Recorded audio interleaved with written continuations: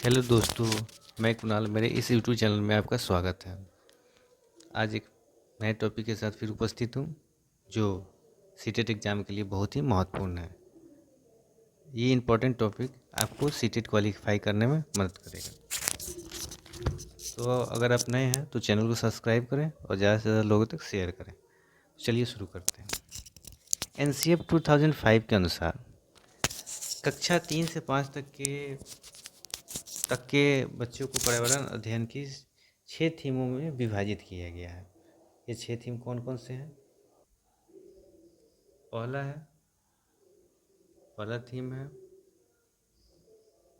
परिवार। दूसरा है भोजन।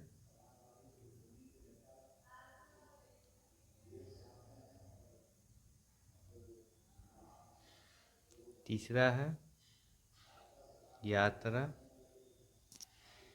चौथा है पानी। और पांचवा है आवास। और छठा है चीज़ें जो हम बनाते हैं और करते हैं। तो एनसीएफ 2005 के अनुसार ये 3 से 5 तक के पर्यावरण अध्ययन को 6 थीमों में विभाजित किया गया है।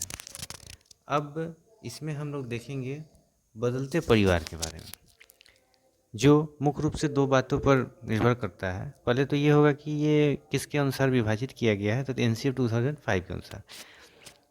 पहला है एकल परिवार में माँ बाप और उनके बच्चे होते हैं, जबकि संयुक्त परिवार में दादा दादी, चाचा बुआ, माँ बाप और बच्चे होते हैं, या नाना नानी, मामा मामी, मौसी, माँ बाप और बच्चे होते हैं।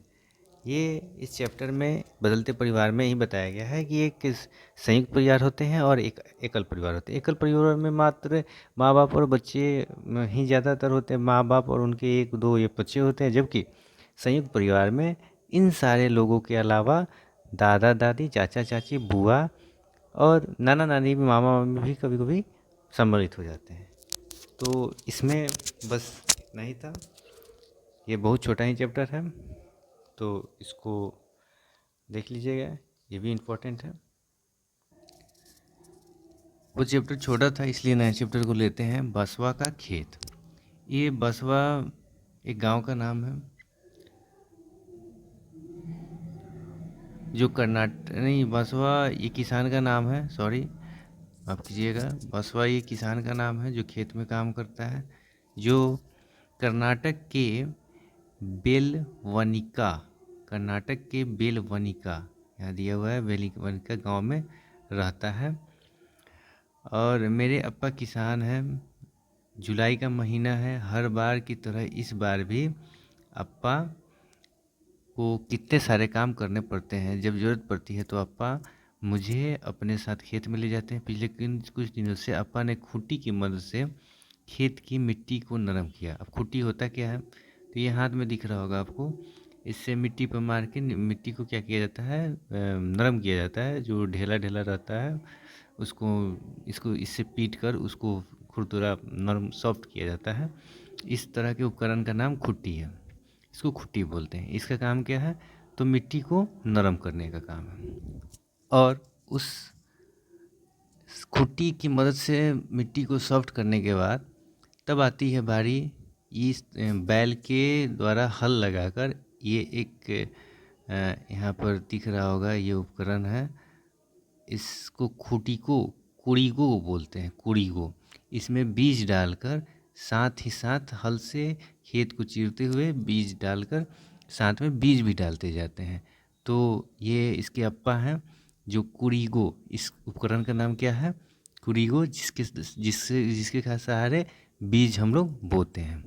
प्याज की खेत करने के लिए इस तरह के उपकरण से हल से खेतों को चीरकर और इस कुड़ीगो की मदद से बीज डालते हैं। बीज डालने के बाद 20 दिनों के लगभग बाद छोटे छोटे पौधे निकल आते हैं। खेतों में छोटे छोटे पौधे निकल आते हैं बीज डालने के 20 दिन के बाद लगभग। बसवा हर दिन खेतों में जाया करता है घूमने, और उस पौधों को पड़ता हुआ देखकर बहुत ही खुशी उसे मिलती है, आनंद मिलती है। और आज ये फसल इसके घुटनों तक आ चुके हैं, इसके घुटनों तक आ चुके हैं। अब इसके बाद बसवा के घुटनों तक प्याज आ जाने के बाद अब उसकी बारी उसके अप्पा की और उसकी अम्मा की को, और उसको भी साथ देकर प्याज निकालने की बारी आती है। और प्याज बहुत ही आराम से निकाला जाता है और सही समय पर निकाला जाता है, नहीं तो प्याज ज़मीन में ही सड़ जाएंगे। तो सबसे इम्पोर्टेंट काम इनका है प्याज निकालने का, जो आपको इस फिगर में दिख रहा होगा। ये लोग बैठकर प्याज निकालने की कोशिश कर रहे हैं और बहुत सावधानीपूर्वक निकालते हैं और सही समय पर निकालते हैं, ताकि प्याज जो है ज़मीन में ना सड़े।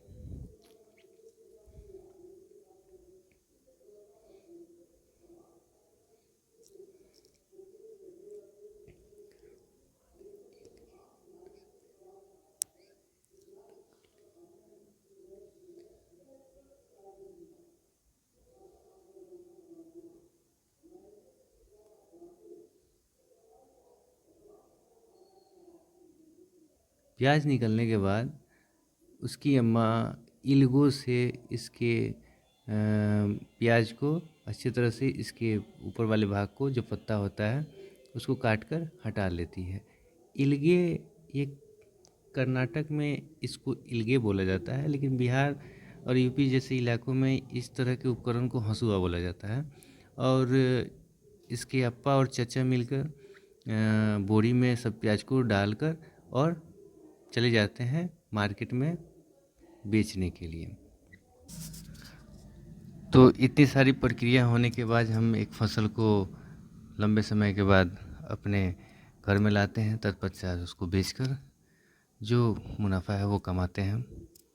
तो कोई चीज़ आसान नहीं होता है, सभी के लिए मेहनत करना पड़ता है।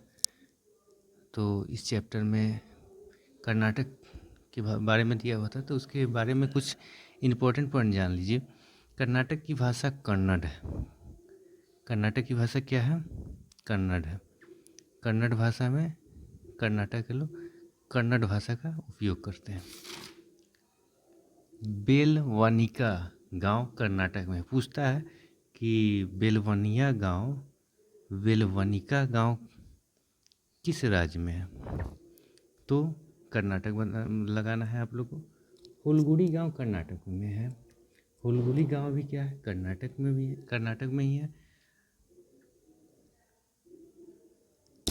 बच्चों की पंचायत बीमा संघ हुलगुड़ी गांव में है। हुलगुड़ी गांव इसलिए इम्पोर्टेंट है क्योंकि बच्चों की बीमा संघ हुलगुड़ी गांव में ही है, इसलिए ये हुलगुड़ी गांव महत्वपूर्ण है। अब बेलवनिका गांव कर्नाटक में है और यहाँ की भाषा क्या है? कर्नाटक की भाषा कन्नड़ है। ये सब इम्पोर्टेंट पॉइंट्स थे जो सीटेट एग्ज़ाम के लिए बहुत ही इम्पोर्टेंट है। तो आज के लिए इतना ही, फिर मिलते हैं नेक्स्ट वीडियो में। तब तक के लिए धन्यवाद, थैंक यू।